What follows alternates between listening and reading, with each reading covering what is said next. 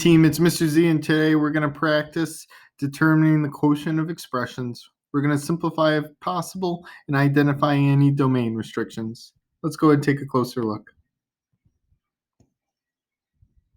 So in this first guy, what's important to note is that when I'm going to be dividing, you have to check the domain restrictions at 2 points.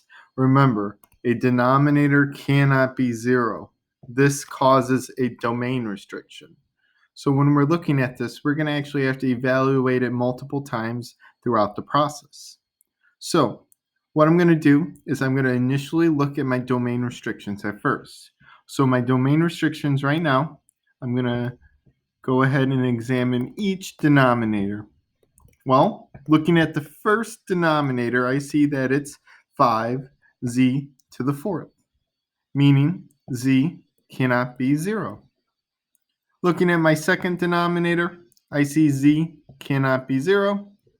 And my last denominator, z cannot be 0. Now, the operation to simplify rational expressions is going to use keep, change, flip. Keep, change, flip. So I'm going to go ahead, keep, change, and flip. So this 4x squared times y over 5z to the 4th is going to stay the same. I'm going to change it to multiplication, and I'm going to flip or write it as a reciprocal, z over 2x. Now I am going to identify the domain restriction immediately. It is going to be, notice, x cannot be 0 as well. Combining the first two parts together is easy as I multiply the top times the top and the bottom times the bottom. This is going to result in 4x squared y z all over 5 times 2 is going to end up in being 10 x z to the 4th. Now I'm going to go ahead and do keep, change, flip again. And after I do so, I need to re-examine for domain restrictions. So keep the same, change the multiplication, and flip.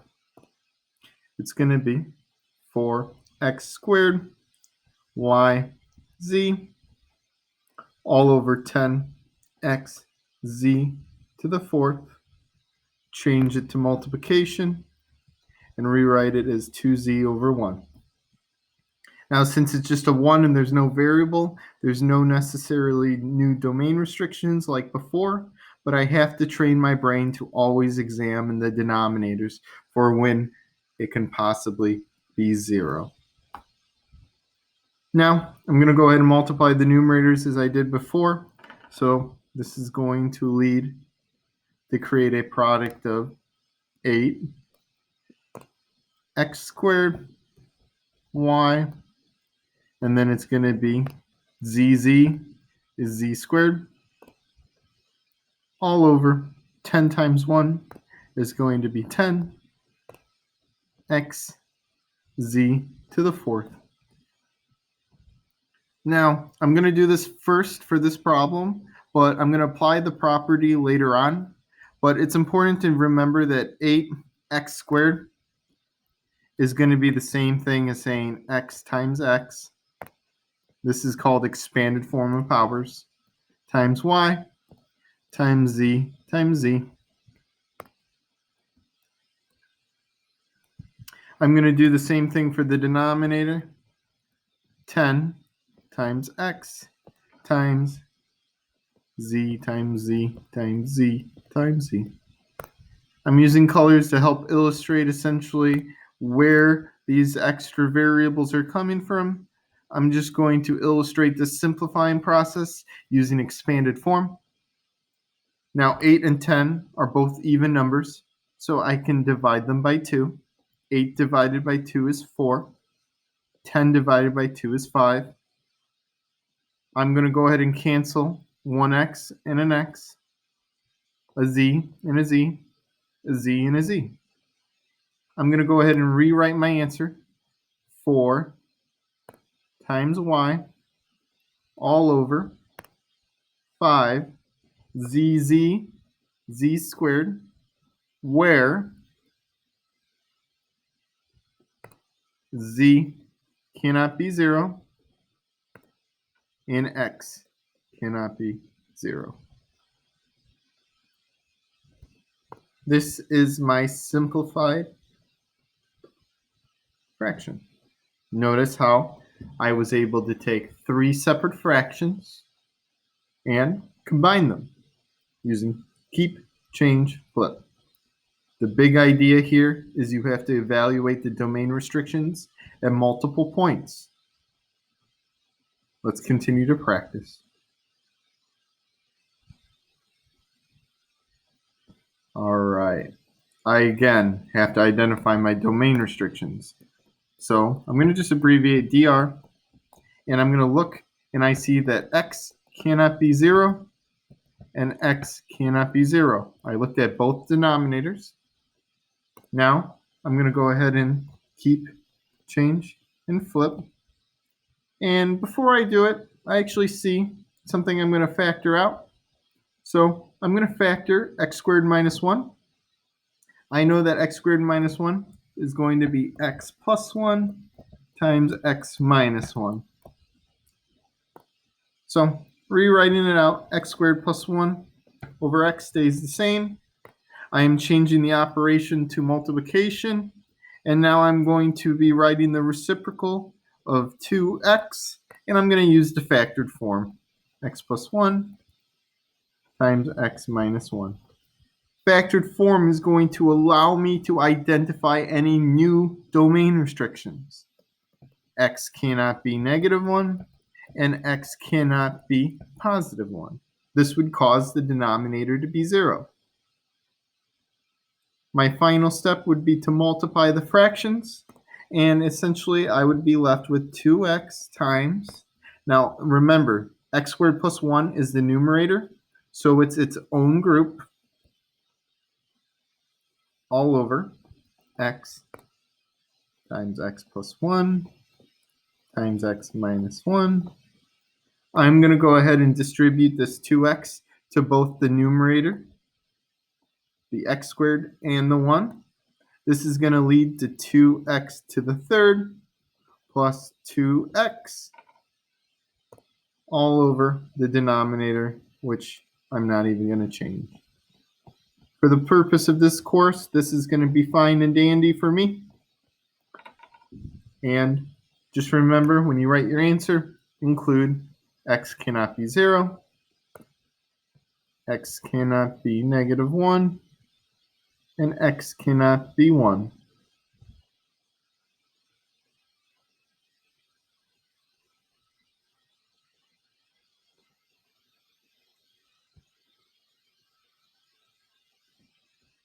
All right, notice this is a little more complex now. We've turned up the heat. I'm going to automatically factor this. I would have to use my area model if I need to. That might take its own time. I'm going to go ahead and represent all of them in factored form. The numerator is going to be x plus 3 times x plus 1. The denominator is going to be 2x minus 1 times x minus 5 divided by, I see a common factor of x times x plus 3. And then 2x minus 1, I'm just going to add a parentheses. Before I get started, I'm going to go ahead and identify my initial domain restrictions by looking at factored form. Now, looking at the first part, some of you might be, well, when does 2x minus 1 equal 0? Using inverse operations, you can identify that x is not going to be equal to 1/2. When x is 1/2, it is going to cause the denominator to be 0. So, my first domain restriction is x cannot be 1/2, x cannot be 5, and x cannot be 1/2 again.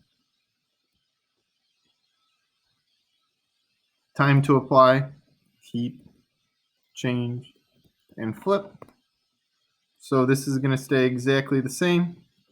X plus 3 times x plus 1, 2x minus 1 times x minus 5.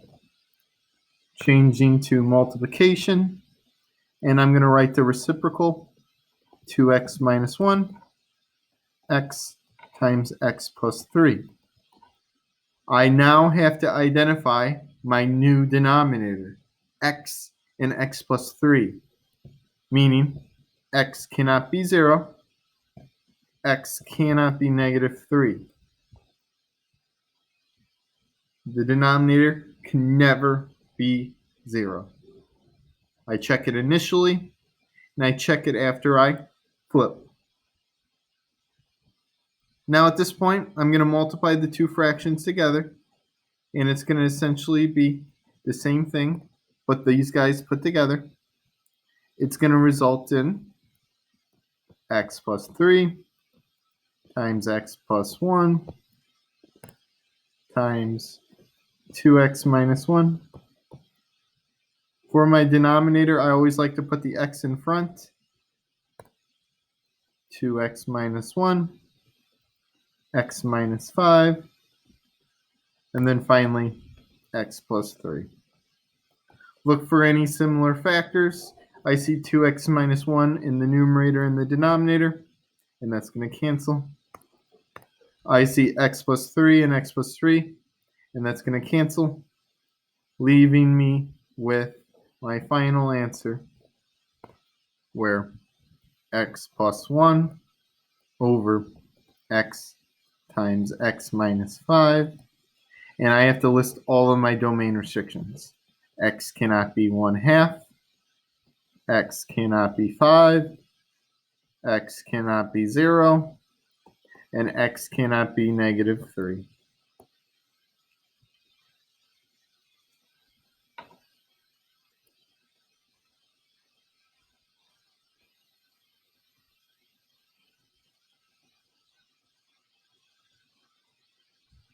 Our final guy, let's go ahead and jump on in. Well, it's in factored form, but what the heck? This isn't a fraction. How am I supposed to flip something that's not a fraction? Well, all numbers have a denominator of 1. Let's look at our domain restrictions. X cannot be negative 2. 2x minus 3. If it's unclear what number makes 0, use your inverse operations to identify that x is not going to be able to be 3/2.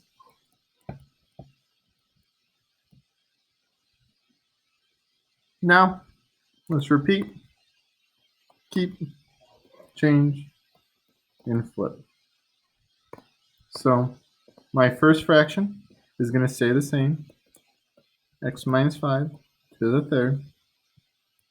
This is going to be x plus 2 squared times 2x minus 3 to the fourth. I'm going to change it to multiplication, and I'm going to flip.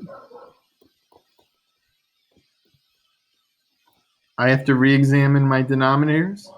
Notice now, x can also not be 5. I'm going to combine these together, but I'm going to actually rewrite it in expanded form. X minus 5 to the third translates to 3x minus 5s.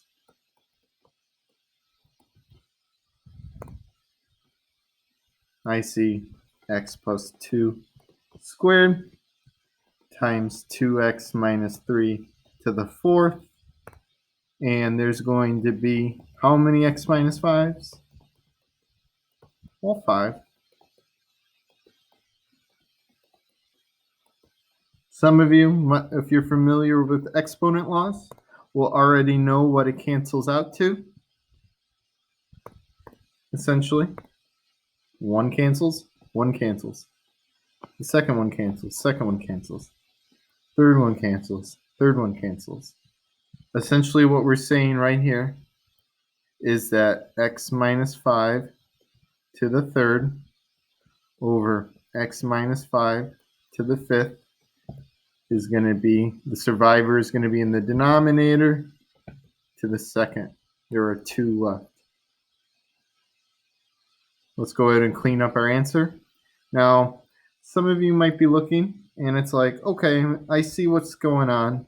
Well, there's an x plus 2 squared times 2x minus 3 to the fourth. And then there is x minus 5 squared. And there is nothing in the numerator. That's a little false. That's a misconception. X minus 5 divided by x minus 5 is actually going to result in 1 from the canceling process. And then I have to look, what can x not be? Well, x cannot be negative 2. X cannot be 3 halves. And x cannot be 5. This would be my final answer. That lesson at the end is an important note. The numerator, when there is all terms are canceled, are 1. That's because, I'm going to repeat it again, x minus 5 divided by x minus 5 is going to result in 1 in the same way that 3 divided by 3 is 1. A number divided by itself is resulting in a quotient of 1. That's been it for today. Ciao.